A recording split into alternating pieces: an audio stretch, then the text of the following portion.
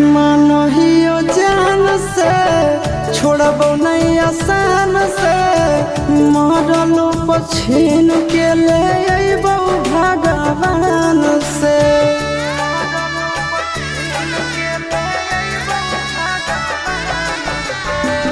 मानहियो जान से छोड़बो नहीं आसान से मरलो पछीन के ले अइबो भगवान से।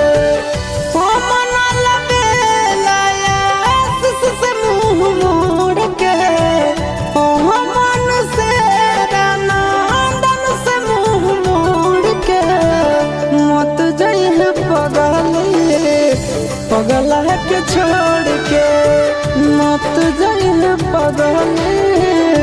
पगला के छोड़ के।